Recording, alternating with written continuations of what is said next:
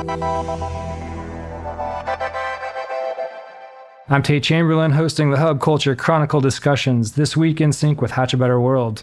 We're in Dubai for COP28 with the Future Mobility Lab. Welcome, everyone. Thank you so much. So my name is Edie Lush, and I'm the executive editor of Hub Culture.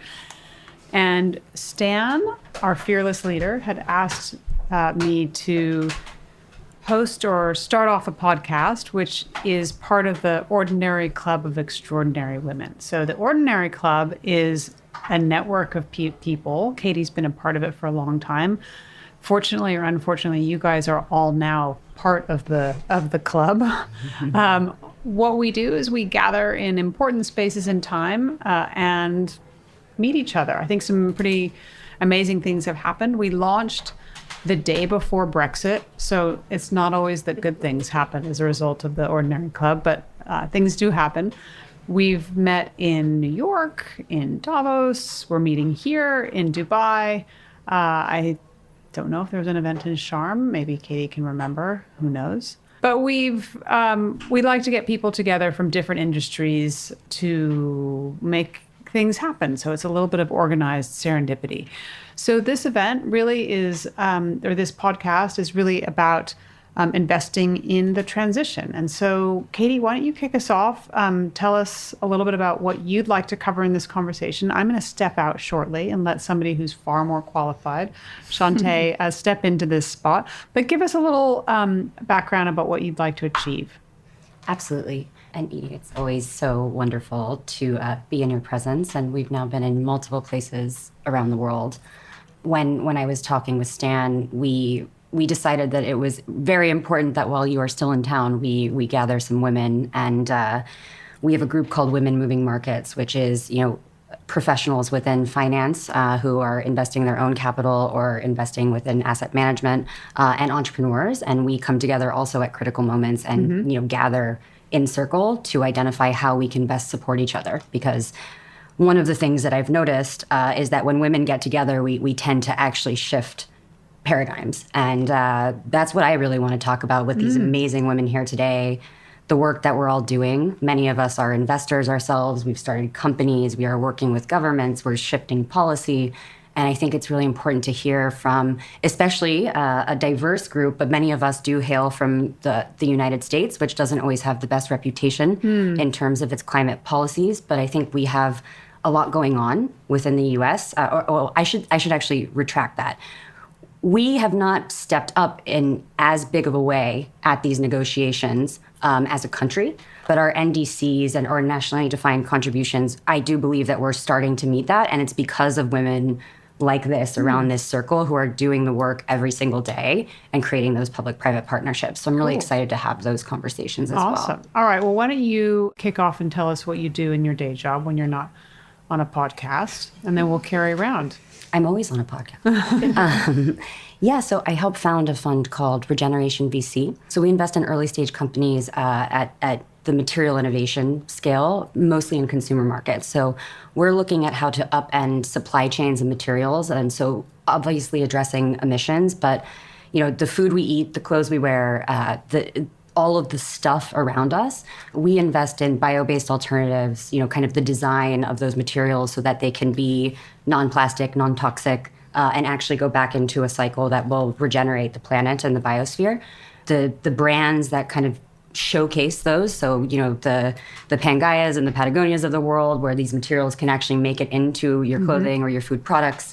And then the reuse of materials, right? So we invest in reverse logistics, companies that are helping us identify and improve our waste management systems using artificial intelligence and really keeping materials within the chain. So full circularity, that's kind of where we started. And we believe that's key to addressing the climate challenges and opportunities of our day. Nice work. Edwina. Hi, everyone. I'm Edwina. I'm Lebanese, grew up in Lebanon. I've lived in Dubai for years, so it's been so special to be back for COP. I'm currently pursuing a master's in sustainability management at Columbia University, but I come from an investment background, so I'm hoping this journey helps me forge my formal knowledge around climate and kind of go back into investing with an impact lens. I also engage with our family foundation in Lebanon, and we do a lot of work around climate. And I'm really excited to see how the partnerships that we're forming at COP evolve beyond this week. Hi, everyone. I am Olivia Dell. I am from Austin, Texas, but I live in New York City, and I wear two hats. So one, I am a venture capital investor investing in technologies that are transforming society.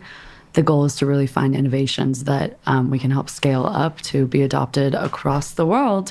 And two, I lead both Nova Impact and the Cometa Collective with the goal of really answering the question of what does it look like to collaboratively map the innovation ecosystem, who's doing what the challenges and opportunities are, and what does it look like to galvanize an army of changemakers within that network. So how can we bring more people into the innovation and impact ecosystem, and how can we ensure that everybody has visibility, the tools, the skills, and the resources necessary in order to drive change efficiently? Hi, everyone. My name's Chante Harris. I've been in the climate space for about a decade now, and I've been both an operator and an investor.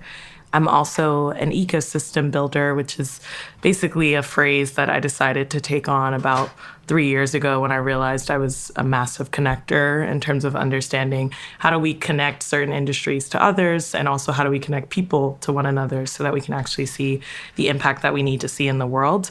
I've done all of this through multiple roles and hats, one of them being a founder of a global collective supporting women of color working in sustainability that was founded in 2019 with my co-founder, Jordana Vasquez, who is an Afro-Latina woman from the Dominican Republic.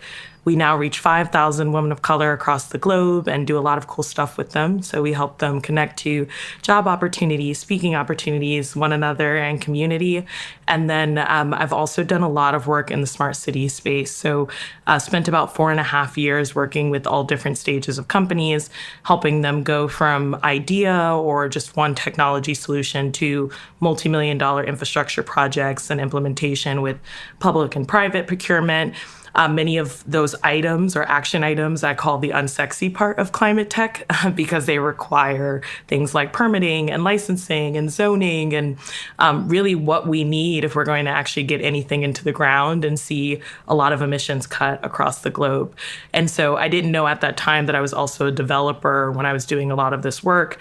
And what I recognized was this constant tension between VC and moving fast and the realities of what happens when you build multi-million-dollar infrastructure projects that are not as quick. And so a lot of the world that I live in now is actually connecting the dots between infrastructure and VC and what it means to move quickly, but also intentionally. And I'll talk a little bit more about what I'm up to at this moment, but that's a little bit more about me. Here in Dubai, as this is my first time actually in Dubai, and I have never seen such speed and scale of development. We're looking, at a vast desert that has been developed into, honestly, what feels like quite an oasis, but also a lot of sprawl. And Chante, I know when you were introducing yourself, you were talking a bit about, how capital goes to work, permitting, construction, design. It feels like things are moving very fast here, but you did mention where there might be some gaps between where startups are getting investment and then how they can actually reach scale at the kind of infrastructure level that I think we're all looking to talk about here at COP.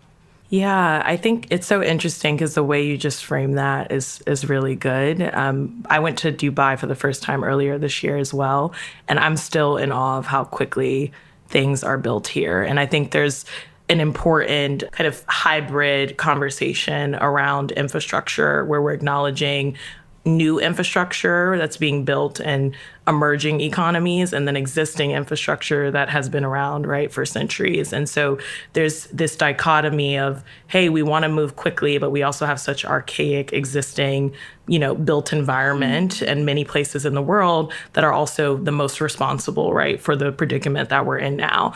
And so while I think many times that can be used as almost an excuse, I've found, at least in my career, for both governments, developers. I know there's a lot of issues with construction right now, for example, when it comes to costs. The reality is that we're existing in a day and age where we're seeing other economies and models of what it means to scale things quickly. And I think what we should be doing is looking at places like Dubai and learning from them, right? Like, of course, it's an entirely new space and place to build. But at the same time, I'm sure there are best practices that we should be applying, right, to how we think about retrofitting our existing infrastructure or even building new infrastructure. And so I would say about a year ago, I was both excited by, I think it was $87 billion that was invested, in 2022 into climate tech globally. And so on one hand, I know many of us who are here talking about this today know how little investment was actually going into climate technologies for a long time. I think there are still moments where I'm trying to reorient myself to like traditional VC actually caring about climate and investing in climate in the way that we've seen it over the past few years. And so that's been exciting. But then on the other hand, what we have is this mismatch between the amount of capital that has flown into companies and how they're going to move from, late seed Series A to implementation. And so much of that is right now sitting in this gap between venture capital and traditional project financiers. Mm-hmm. And so I had done a lot of work, as I mentioned before, actually building and integrating solutions into infrastructure. And I just couldn't, sleep at night without thinking about this challenge of all the incredible companies that I've been working with over the past few years who are now like in this moment of having a proof of concept, having a product, and very little resources or types of financing to support them, both because they don't know about them, right? There's like an education and knowledge gap for founders themselves, but then also for investors. So many VCs that I've worked with, that I've talked to, and I say this in care of the world that we're building together, not in judgment. A lot of VCs were very transparent, saying they didn't even understand government grant processes, right? Sure. And so on one hand, we're writing these checks and we're asking these companies to scale very quickly, and we want that to happen. But we can't miss this moment of really understanding how we can fill in the gap with the right types of capital that will allow them to scale. So I could keep going on and on about this, but I'm excited because we're seeing a lot of momentum, and that's what I'm working on now. And it's been really great to even be here and have global conversations. Chante, I feel like so much of what you're identifying right now, too, is the opportunity, but also the immense value in having a diversity of perspective in the capital allocation space. So not only just looking at who the allocators are, but seeing how a diversity of background can then be applied to create efficiency so that things can actually get done better. Katie, I feel like you're the perfect example of that because you have such an extensive background in the policy space and are now applying that at Regeneration.VC, investing into companies that are, one, leveraging technological innovations to scale, but two, also tapping into these really new and exciting the political environment that's new and exciting, where you have public-private partnerships coming together and where you have a lot of capital, and especially non-dilutive capital, going towards hopefully that chasm that you just spoke about, Chante. Katie, can you talk about your experience and why you have found it to be so important to apply your background in policy to this space? Absolutely. So I actually started doing work in policy by accident. When I was a student at UC Berkeley, we actually organized a coalition, and we'll talk about community soon and the importance of community, but we organized a coalition both on campus with students, but also our professors, scientists, investors, to work with basically the managers of the assets of the University of California, which is upward of $500 billion. This is a very, very large public pension fund. And CalPERS and CalSTRS are the other large pension funds. And what I really learned was we started with ESG policy, or environmental social governance policy, at the investment level, right? So at the fiduciary level, and really working with those folks who are responsible for allocating on behalf of the public and getting the integration of science into how they were making decisions. And even having those conversations with, folks who did not see climate science as something that was, germane to their investment decision making, in one asset class, let alone cross asset classes. It was a process, and we had to sit down at the boardroom and we had to show them graphs. This is 10 years ago of what the science is saying, where capital is flowing, and where that mismatch was, and how we, as a school, an education system that is representing teachers and students and the people who are investing their money with you, deserve you to do a good job on their behalf to invest in a future that's not just bright, but also profitable. This is risk. So when we're thinking about policy, it was really about how do you translate climate science into the boardrooms, right? And we can go in maybe a little later about what's going on now within the United States, because I can speak a bit about that and how that's translated to California state policy, which is the fourth largest GDP in the world. So we've done a lot of work there because, as they say, when California goes, so does the nation. And it's something where, I would be happy to drill in a little bit, but I want to focus most specifically on policy, not just at the government level, but at the institutional level. So corporates, the largest corporations in the world, are actually, from a supranational perspective, have more resources and sometimes more autonomy than countries do, right? And are regulated in different ways. So it's important that we look at the policies that they have set as well. Zero waste, net zero. What does that actually mean? What does that look like? And I think here in Dubai, there's a lot of conversations, and we're working on how to get those standards and accountability around. So transparency is there, but we do have to continue to work on making sure the policies, both at the government level and at the corporate level, are really being implemented on the ground. Yeah, that it makes a lot of sense that we're here in Dubai for COP, for the convening of partners, because is that not exactly what the goal is, right? To see what the landscape looks like, who is practicing best practices, and then how those can be scaled in order to drive efficient change. So I love everything that you were just saying, Katie, about what it means for us to look, I think, both at the macro and the micro.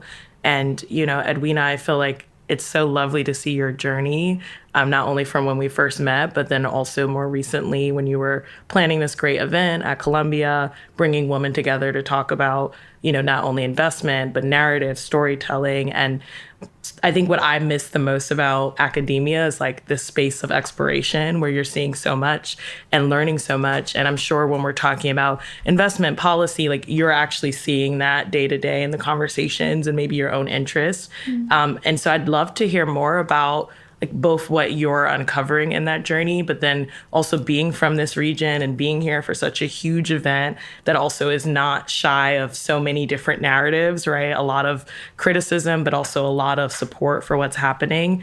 Yeah, I just would love to hear what you think about all of that. Yeah, it's been such an interesting journey being at Columbia and kind of engaging with women in sustainability, because my vision for going into the program was to kind of formalize my knowledge around climate and to take policy classes, to take circular economy classes, to get deep on sustainable fashion. But what I've come to realize is that a lot of things are moving so fast that the curriculum can't even keep up in this space. So what I've been trying to do is educate myself outside of the curriculum, and even being at COP was such an opportunity for me because I lived in Dubai for 4 years. I have deep roots in this community and in this region. So it's been really interesting to see how this convening of different nations is, really highlighting the conversation on climate and how everyone is taking part, and the announcements that have been made, but also the controversy around the announcements that have been made. There's a lot to digest, and I'm so happy to be in community, and I think that's been one of the highlights of my journey and of being here, is having community that was here already, but also having so many of my friends from all over the world be here. It's been super special to witness that and to see how people who are already living here interact with COP, because climate is not a big conversation here, and it should be. And the UAE has made big goals to net zero by 2050, and I'm really interested to see how that unfolds. And the policies that are going to have to be put in place, especially at such an important time of COP. And what an opportunity as somebody who not only has lived in the region, is from, close by, not necessarily Dubai, but also has worked in the region and has worked to drive investment in this space. I feel like you have such a unique perspective because you're not only a part of this community that has that diversity of perspective of people who come from all these different places and are still driving towards this common mission of building efficient solutions. Like, it's really not sustainability for the sake of sustainability, but rather it's sustainability for the sake of building solutions that will literally sustain over time. But you also have this background of like, here's what business in the region looks like. Here's what's driving the incentives here. And here's what it could potentially look like to expand into the next centuries.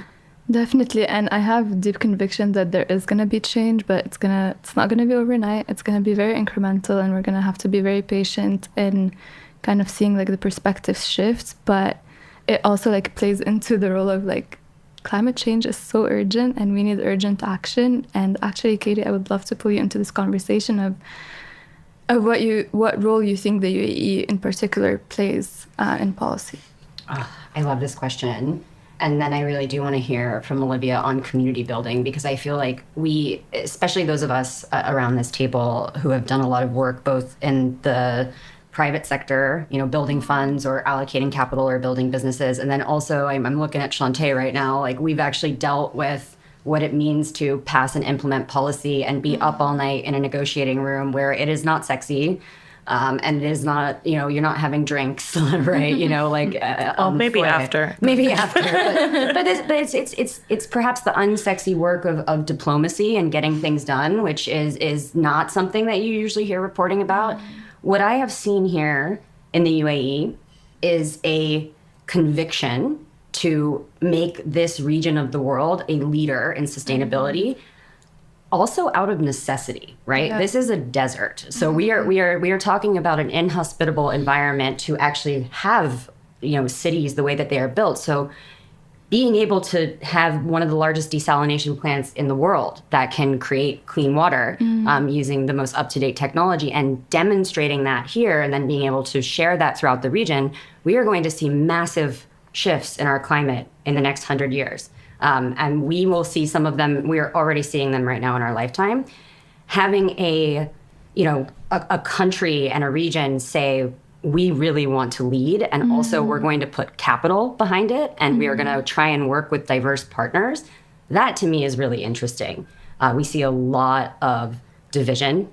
The media loves to play that too. It's like one thing or the other. It's anti-fossil fuels or pro-fossil fuels. There's nothing in between.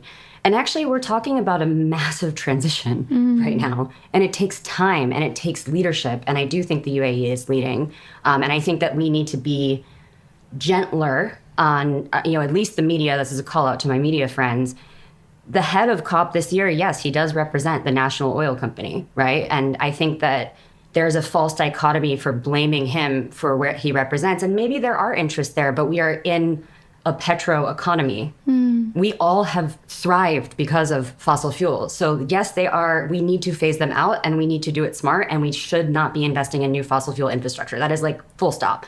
However, we have the infrastructure that we have, and we need to work with folks who actually understand the industry around the table, roll up our sleeves and get things done. Yeah. Can I just add to that? Because I think it's so important. I find it really frustrating that oftentimes in climate, we'll talk about climate and remove it from the economic conversation. And like when you do that, you remove it from the realities of people's livelihoods. So it's very easy to call out people and say, don't do X, Y, Z, and this is bad for the world. But then to not offer an alternative, right? And to not understand that everything that we've built for the past however many centuries, right, that we've relied on this exact, resource to build economies is also the exact same process we now have to go through. And that didn't happen overnight. And so on one hand, there are, very valid concerns about what is happening. But I also think, your framing of this false dichotomy is so important, because I know we're talking about it in relation to UAE, but I think even where I sit as a woman of color in this work, I find it really annoying and frustrating that oftentimes, even when we're in the US and we're talking about who is a part of the climate conversation, and you mentioned that climate isn't necessarily the word that's used, because many times that's not what people who are not working in climate say to describe environmental issues, right? They say our air pollution is bad. We don't have access to clean water and food. Like, it's about the human experience. And I feel like many times we're sitting in these really beautiful rooms at COP and talking about climate as just the science, but not the human science, the social science, right? All of these pieces that really have to come together if we're going to move through this. And it can't be this simple good and bad narrative, right? Because we're all in some ways a part of both the problem and the solution. So I'll pause there. And then that makes me really excited to hear from Olivia, because I feel like that is like your motto for the work that you've done since I've met you. And I've admired the way you move through so many different rooms and with so many different stakeholders to bring people together for change. So yeah, maybe you can tell us a little bit more about that. Oh, thank you. Yeah, I mean, I'm happy to. And I think you hit the nail on the head, which is, how do we take these things that are called economies and separate that? Or it's amazing that we've taken these things called economies and we've separated them out from the actual people who, one, live within them, but two, build them, right? Like, all of these systems were built by humans with the work of, the help of computers and machines that were also built by humans. But we have the opportunity to leverage or to tap into that human experience to, one, hopefully build a better one, but two, really think about what are the reasons that we build these systems. And by the way, this is not my line of work. This is just something that I find extremely interesting. I'm really focused on how can you map out the innovation ecosystem, find what players are driving change, and then how can you facilitate collaboration between key stakeholders so that you can create efficiencies in the space. And for me, what that looks like is looking at the existing infrastructure, who's doing what, who's been doing this for 50, 100 years, but also thinking about what does the next generation of leaders look like? How can we actually educate and train, one, bring them into the room, but two, make sure that they have the skills and the resources and the tools to be active agents and active participants of the conversation. That doesn't mean that, you're going to have a 15-year-old coming in and saying, like, I know exactly what to do, move over, guy who's been doing this for 50 years, but rather it's creating the space for training to say, hey, here are the cold, hard, tangible skills that it takes to have agency in this space. And here's what it can look like to develop those skills. That was probably the most important journey that I went through in life. When I was young, I learned about climate change and, a lot of the work that, Katie, you were already driving. And I was like, this is... that old. No, I was in high school, but... No, I am old. But no, you're not. You're really not. But no, but I was like, this is insane. And it brought me to this place of anger. And I wanted to come out and be like, rah, rah, rah, break everything. Like, let's just completely overhaul it.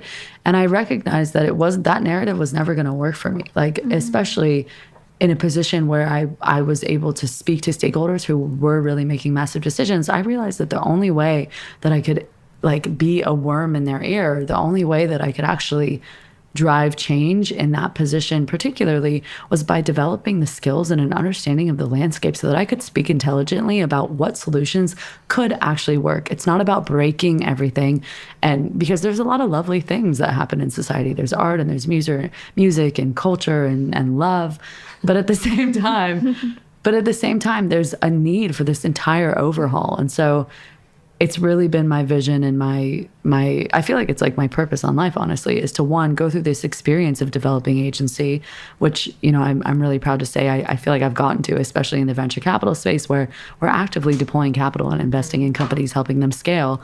But then, woo woo, yeah, that's what's up.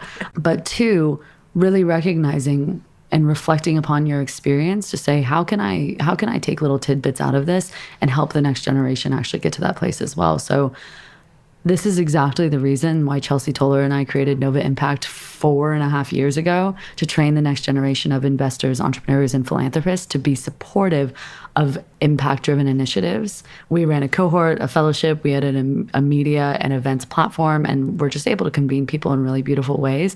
And this is exactly what's driving the development of the Cometa Collective, which is essentially building upon the legacy of Nova Impact, which worked with NextGen to go beyond that, to really map out what does the innovation landscape look like, and then how can we facilitate collaboration between all of these stakeholders to really drive change. And I'm so honored to have Edwina as a part of it. And I feel like you're the perfect example of somebody who has grown up in one space, has seen the vision for a more sustainable future, and now has the opportunity to leverage positioning and leverage your education to drive change in that space. So Edwina, when you look at your work and your position and your career, what are some of the things that are kind of driving the work that you do? What are the things that you think have been most transformative for you? And what are some of the topics that you want to explore more? I have been reflecting on this a lot with you and beyond around Cometa Collective and around creating community and around the concept of collective care. And I feel like especially as women, we have such a superpower to feel and to see and be seen and in different places and in different settings. I think it's such a beautiful thing to navigate this space with a lot of soul, with a lot of emotion, especially when you were told to suppress them, all your life. So I would love to shift gear and ask you girls a question around collective care and creating community. So I'm Arab. I grew up in Lebanon, but the more time I spend in the US, the more I realize how much of an individualistic society it is. So I was wondering what kind of practices you tap into to create community, because it is really hard, and I feel I've been questioning the way we live so much, and especially in cities. How do you cultivate community around you? Yeah, so to weigh in on that, it's a great question, because I think what happens, especially coming from the US myself and understanding that individualism and also a leaning towards consumption as a way to kind of fill your cup or fill your soul, which I think most of us know that consuming more doesn't make you happy, and it actually doesn't make happy societies necessarily. It's your community, it's your family, and I think what we've done is tried to figure out, how do we create communities of women that support each other no matter what nationality you are, how you identify. We seem to always find each other, including around this circle today. And one thing that keeps me nourished is being able to cook, to understand where food is coming from. This is one of the most basic human necessities, right? It's connected to climate. It's maybe doesn't get into the emissions calculators all the time the way that we think about greenhouse gases and all of that, but food is our medicine, as Hippocrates would say, so it's about our health. But when we come together and we cook and we bring different dishes and we organize, that's been one of the most beautiful things being here, and especially this culture. It really is a welcoming culture to sit around a table and have conversations, even if they're difficult, but also around food and sharing our commonalities and the things that we enjoy together versus consistently, I think, talking about what divides us. And I think that gives me hope. And I've seen it here. I see it, with this community of women, particularly with women, but also we've got a few good men out there, Hey, there's some good ones. We love you. We love I you like boys. y'all. Stan, that's a shout out to you. You were going to jump in. No, I really wasn't. I felt like you were sharing so much, and so much of what you spoke about absolutely resonates. It's funny, Edwina, when you asked the question, I immediately went to religion, which is so wild because I'm not that religious, but I am Jewish. And now I'm looking around, I'm like, we really do have a diversity here. But a lot of my perspective, I think, has come from being a part of this community. So I'm from Austin, Texas. Texas is, I don't know if y'all know this, but Texas is traditionally kind of conservative and very Christian. At the same time, I come from this community of people who really have shown up for each other. Most of the synagogues in Austin all exist on one piece of land that was donated, and it really is this beautiful community. But at the same time, after moving to New York City and kind of stepping away from that community, I've really started to, just like you, Edwina, I've really started to question and think about the ways that we live, the ways that we wake up, what we do all day, and the ways that we go to bed. What are the things that are driving happiness? And honestly, what's the point of it all? And I feel like, Katie, the fact that you brought up consumption is such a relevant perspective, because it almost feels as if the void that religion used to fill in terms of what's our connectivity with others? What's our connectivity with the spiritual world? What's the purpose of life? Why are we doing all of this? It so often feels in modern society that has been absolutely connected. It feels in modern society that has been absolutely co-opted by this thing called consumption. We consume to live, we eat food to help us live, but we also consume to kind of like dull our minds. We consume to take up the time. We consume when we're bored. We consume when we're happy. We consume when we're sad. We just are constantly consuming. And it's exactly this consumption that is leading to a lot of these predicaments, Chante, that you were speaking about before, right? What does it look like for us to be so obsessed with consumption? What has that been doing to the world? And then how can we transform it? How can we actually see consumption as this opportunity to engage in the things that are really beautiful and are building deeper connectivity with communities and with our people? I feel like consumption as a concept needs to be co-opted towards something more beautiful. Transformed, perhaps. Transformed. But and Chante, I really want to hear weigh in on this, because I know like your community, especially with the Women of Color Caucus that you have created, and I think I mispronounced that. So no, it's with the community of women that you've really built, I think that there's something special there that is really, really fascinating. And I also just on the piece of consumption before I stop, all living organisms have to consume energy and nutrients to survive. And the fact that we think we have reframed consumption to mean plastic waste, excess, that we are actually not structuring or designing to go back into the biosphere that gives us the very life we have and the very nutrients and resources around us that have provided us life. That reframe, like as someone who, does science was my first step into this, and now we're doing all sorts of things because it's go time. But honestly, carbon's not a bad thing. Yeah, we need it to survive. So I think you're absolutely right. We need to reframe, and I do think we need to be willing to have conversations about the basics with each other.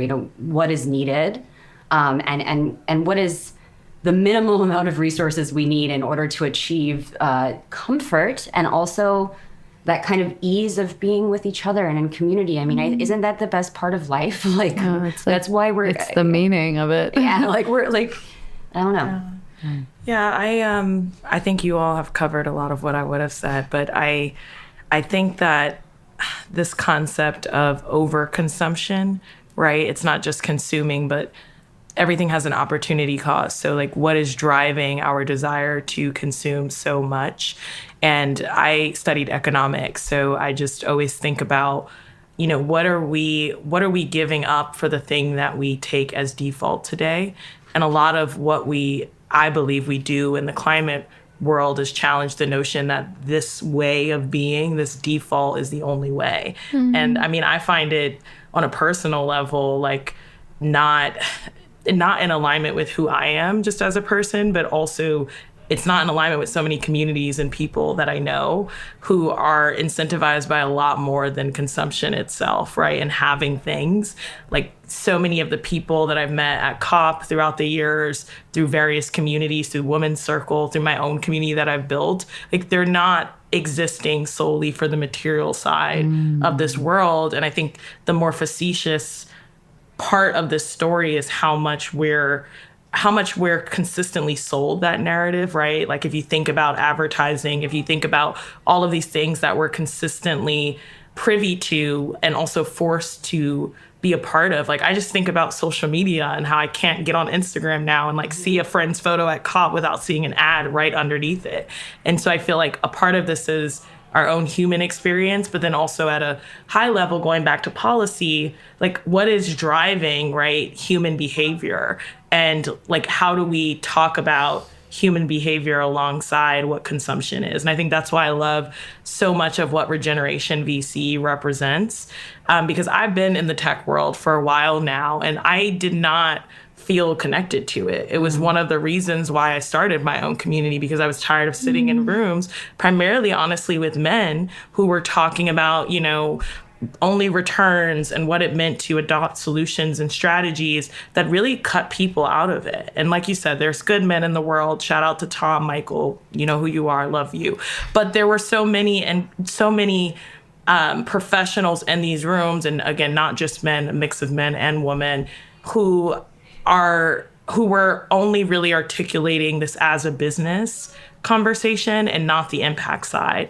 And so for a long time in the space, I did feel pretty ostracized, or there were parts of myself that I wasn't bringing into rooms because I didn't think they'd be celebrated. I'm really grateful for the journey that I've been on now because I don't care. But I also feel like I have the ability to not care because the track record speaks for itself.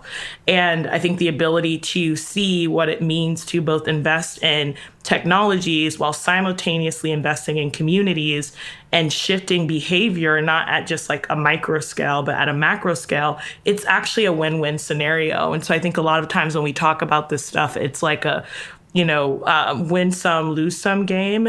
And actually, like, I think what we've all seen, whether we're working with founders, we're working with co-investors, we're working with governments, is like, these are actual problems that need solving. Like, corporates cannot exist as they do today and be sustainable, right? And not sustainable just from a climate, energy efficiency perspective, but like literally be able to function and hire people and maintain jobs and have any sort of sales, right? Like, we're talking about the backbone of the industry. We're talking about places where sea level rise is happening, right? Where we won't have access to water. Like, these are not only the day-to-day experiences of people, it's also who gets hired by these corporates. So I say all of that to say that when I take a step back from, all of the words and the conversations that we have in all these forums and, what we need to say to get the point across, I also think a lot more these days about this concept of collective care and how do we hold space for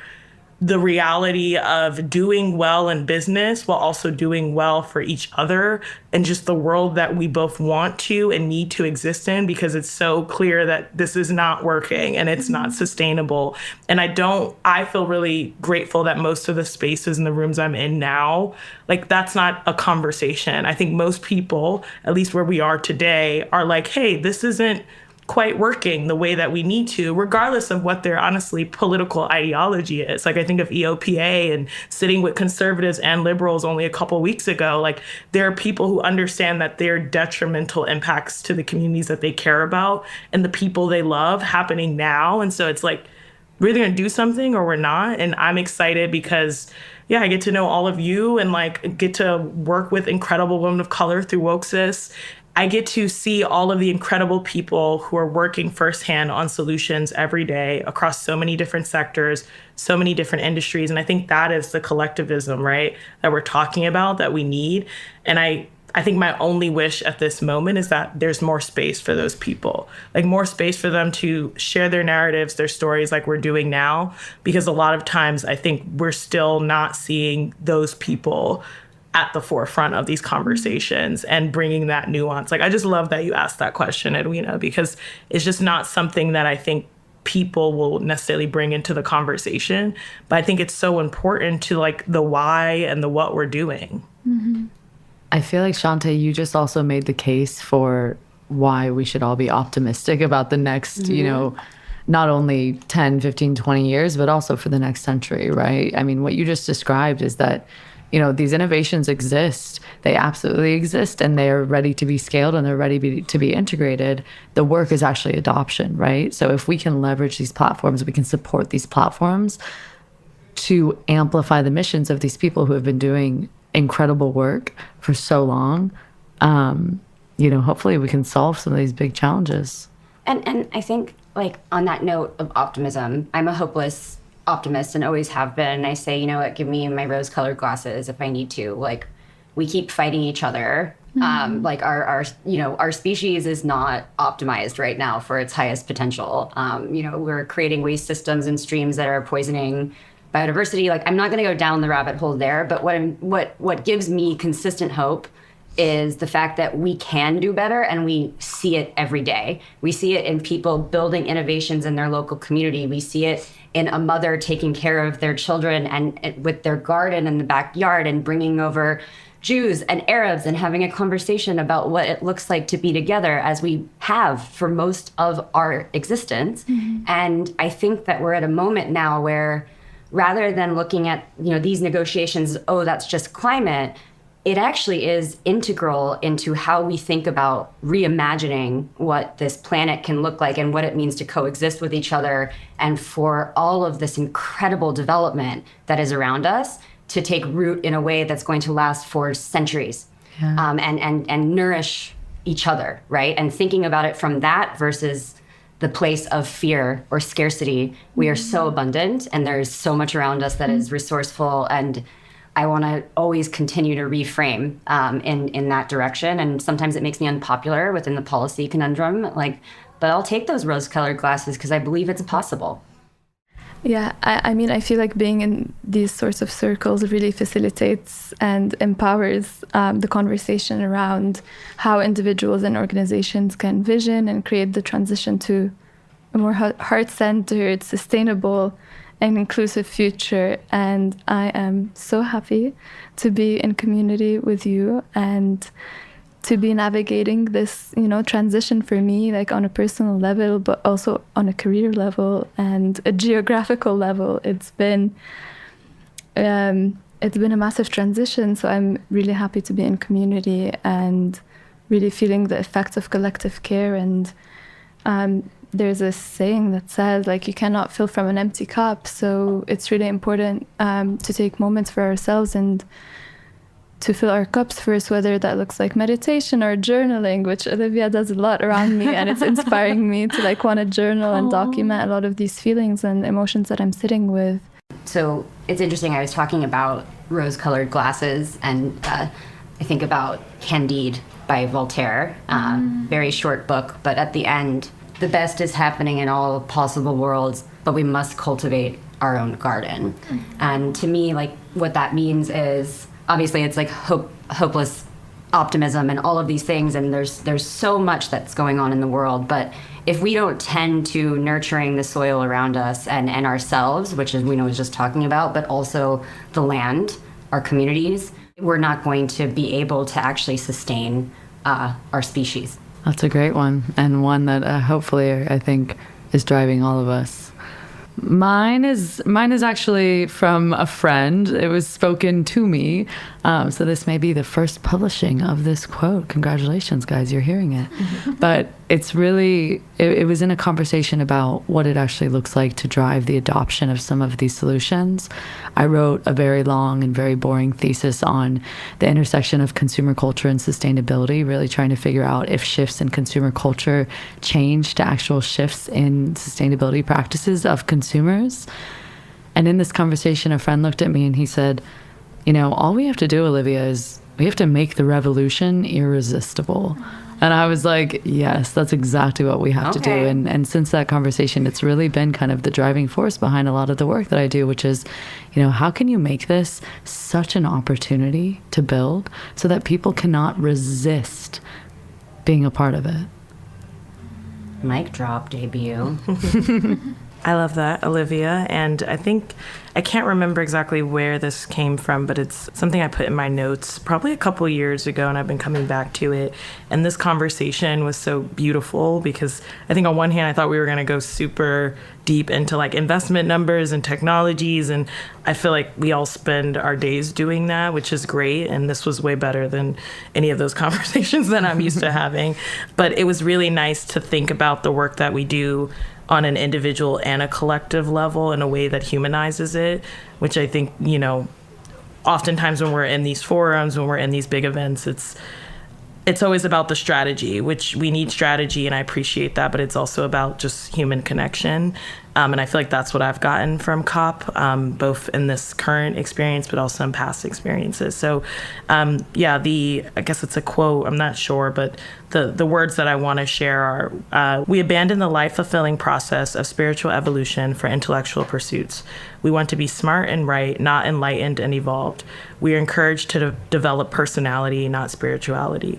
Yeah, I just love that because I think I've been thinking a lot about what it means to think less about being smart and right and more about just being present in the moment and connecting with the people I'm in front of. And I think we all got to do that today. So, yeah. Thank you for sharing. Thanks, Subculture, for creating that. Yeah, thanks, Stan. I will close us out with a quote that I wrote in my notes years ago, but it felt so relevant to share it now. And It goes, "It is a blessing to know a free woman. Sometimes she will stop by and hold up a mirror for you. She will help you remember who you are." And that's how I feel about all of you here. Oh, You help me remember who I am in the most beautiful ways. same to you. I love you all. Thank you for listening.